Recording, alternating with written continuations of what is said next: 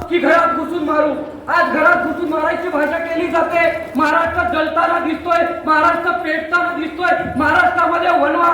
आज टीव्हीचं बटन उघडलं तर महाराष्ट्राच्या विकासाचं धोरण कुठल्या बाजूला दिसत नाही, तर कुठल्या तरी गुंडाचं समर्थन, कुठल्या तरी गुंडावर काहीतरी भूमिका घेण्याचं कोणीतरी समर्थन करतंय आणि कोणीतरी त्याच्या विरोधात उभं टाकतंय. की काय चाललंय? म्हणून या महाराष्ट्राला खऱ्या अर्थानं या देवाच्या आळंदीमध्ये मी तुम्हाला सांगतोय की आगामी काळामध्ये खऱ्या अर्थानं माझ्यासारखे कार्यकर्ते, प्राध्यापक लाड असतील, मारुती जानकर असतील, भागवत काटकर असतील, आकाश पुजारी असतील, म्हणून इथं शिकलेल्या विद्वान माणसांनी, प्राध्यापक, वकील या सगळ्या बुद्धिजीवी माणसांनी राजकारणात येण्याची गरज आहे, आवश्यकता आहे. म्हणून भावानो, जाता जाता एकच सांगतो आकाशजी, या पुढच्या वेळचा कार्यक्रम जो काही खर्च येईल तो माझ्या वतीनं तुम्हाला या ठिकाणी सगळ्या सभागृहाला सांगतोय की जाता जाता एकच सांगतोय, कार्यक्रम घेणं सोपं असतं, पण ती कार्यक्रम घेत असताना त्या सगळ्या प्रक्रियेतून मी गेलोय.